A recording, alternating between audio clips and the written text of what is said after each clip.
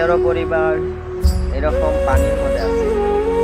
সরকার কি চায় না এদের পাশে দাঁড়ান? সবাই সাপোর্ট করেন, সবাই এদের পাশে দাঁড়ান।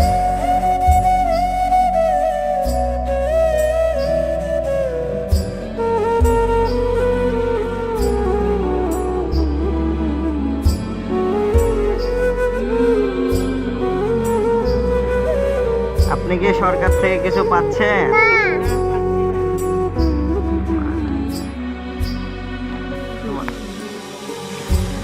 সকাল থেকে বৃষ্টি শুরু, এখনো বৃষ্টি থামে নাই, রাত হয়ে গেল।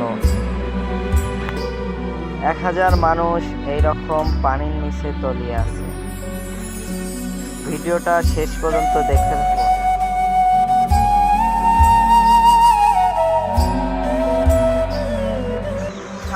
আসসালামু আলাইকুম।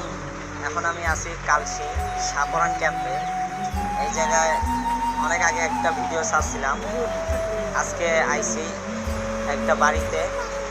ওনাদের যখনই বৃষ্টি পড়ে, মানে যখনই বৃষ্টি পড়ে তখনই ওদের বাড়ির পানি ওঠে। আগে উঠতো না, কারণ আগে এই জায়গার মধ্যে ওনাদের জায়গা দেওয়া হয়েছিল, উঁচা ছিল অনেক।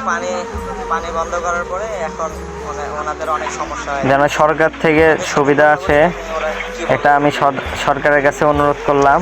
সরকার যেন ওদের পাশে থাকে। আল্লাহ। সরকার থেকে কি আপনার কিছু পাচ্ছেন? কি পাবো, এই যে পানি পাচ্ছি। একটু বৃষ্টি হইলে আছে, সকাল 6টার থেকে বৃষ্টি স্টার্ট হয়েছে।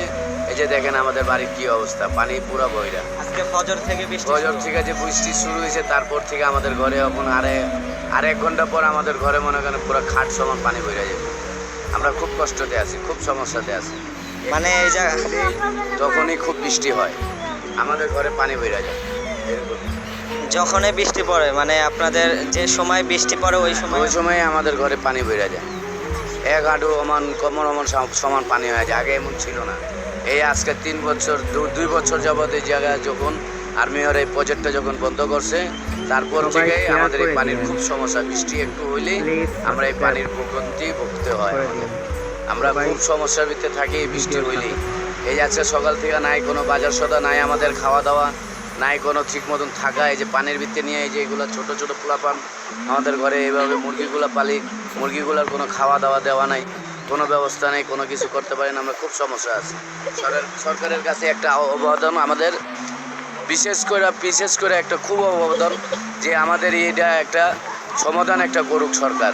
যে আমরা যে পানির ভিতরে আজকে প্রায় এই যে 60 বছর যাবৎ স্বাধীনের পর থেকে আমরা এই জায়গায় আছি ক্যাম্পের ভিতরে। এই ক্যাম্প আমাদের উঠায় দেওয়ার জন্য খুব অবস্থার চেষ্টা করতেছে।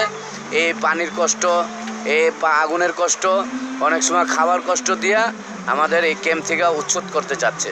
তো সরকারের কাছে খুব বড় একটা আবেদন করে জানাচ্ছি যে এইটার একটা সমাধান করেন। আমরা গরিব মানুষ, আমাদের দিক খেয়াল করেন। আমি ইতিমধ্যে দেখতেছি যে এখানে অবলা প্রাণী আছে, অনেকগুলো মুরগি আছে। এদেরও অনেক সমস্যা হয়ে যাচ্ছে। এরা তো আর কথা বলতে পারে না, এরাও অনেক সমস্যা আছে। দেখেন এনে ফুল পানি উঠে গেছে।